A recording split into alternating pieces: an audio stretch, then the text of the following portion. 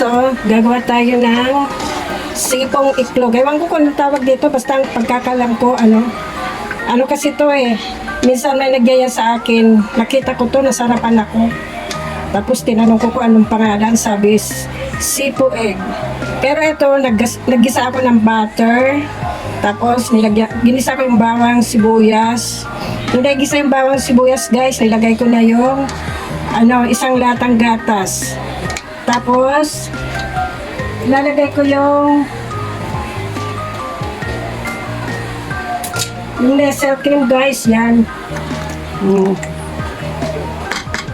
Nestle cream. Simutin natin, sayang eh, pampalasa din. Yan, mix mo.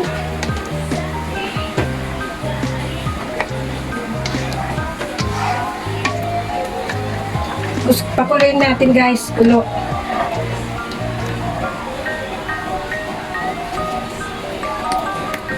Ito guys yung ginawa kong kanina, yung ginamit kong mais is yung sariwa. Mas matamis kasi pag yung sariwang mais hindi yung nakalagay sa lata na nabibili sa grocery. Tapos nilaga ko siya. Ayan na oh. Tapos inuna kong nilaga yung yung mais kasi hindi naman yan na-overcook eh. Tapos nung naluto na yung mais, nilagay ko rin yung carrots yan. Yung carrots naman kailangan half cook lang yan. Tapos nilagay ko na rin yung singkamas yan no. Ayan guys, kumukulo na siya oh. Hawakan natin. Ilagay na natin yung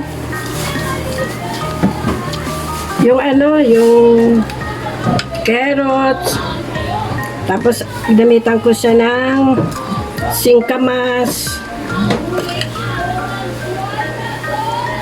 Yan guys, lagay na natin. Sayang kasi yung sabaw eh, lagay na natin. Kasi matamis yung sabaw. Yan.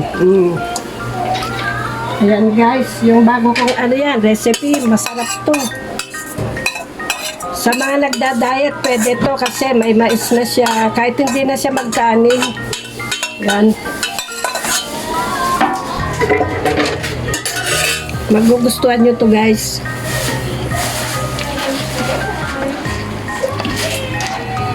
Tapos, ayan natin kumulo. Magtutulo ako ng Lalagay ako dito ng 2 kutsarang cornstarch. Yan. Siguro, kaya 2 and a half.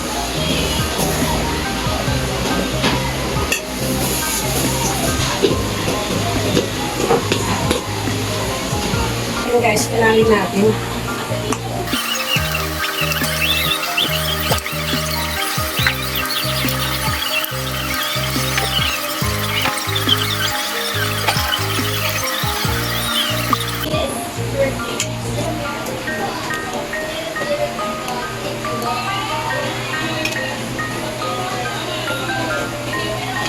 Ayan guys, kumukulo na siya. Oh. Lagay na natin yung cornstarch. Pag nilagay natin guys, haluin lang natin na dire-diretso.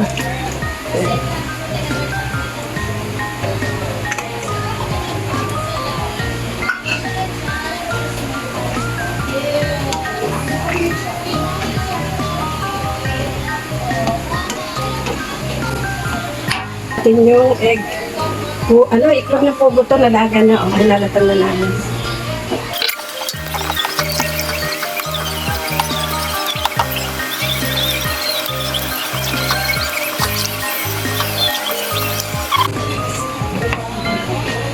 Yan guys, so lumalapot na. Pag kulang sa lapot, pwede naman dagdagan yung cornstarch na nilagay.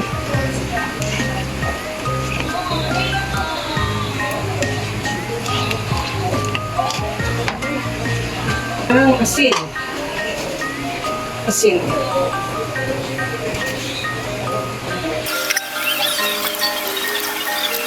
Ayan guys, so marami din pala to. 3 na isto yung ginawa ko.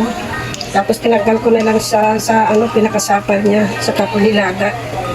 Kailangan tanggalin niyo muna sa pinakasapal niya yung mais bago niyo ilaga.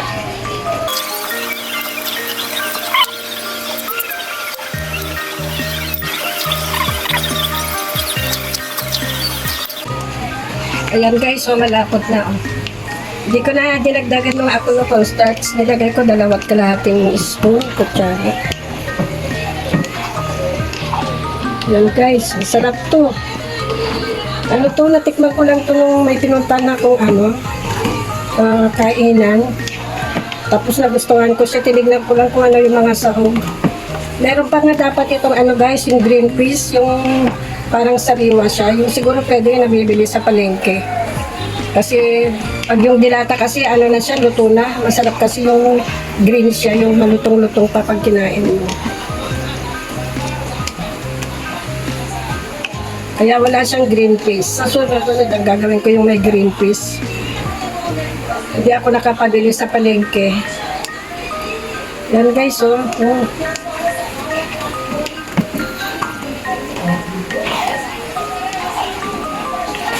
Ano lang natin para maluto yung cornstarch niya. Kasi yung cornstarch pag hindi naluto parang buhangin. Pag natitikman mo siya yung cornstarch na hindi luto parang buhangin siya. Yan guys, pwede na to.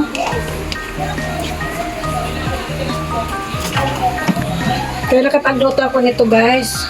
Birthday yung aking special na bunso na anak. Okay na siya. That's it, luto na. Pwede rin natin lagyan ng konting kaya ano. Yung paminta, pampaano ba? Pampalasa din. Paminta. Para mabango-bango. Yan.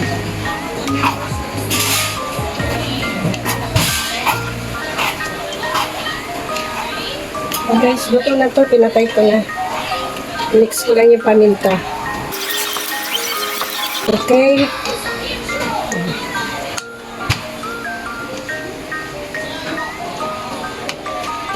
Okay guys, pag nagustuhan nyo yung aking niloto, paki-like and share. Tapos sa FB, paki-follow at saka sa YouTube, paki-subscribe naman po.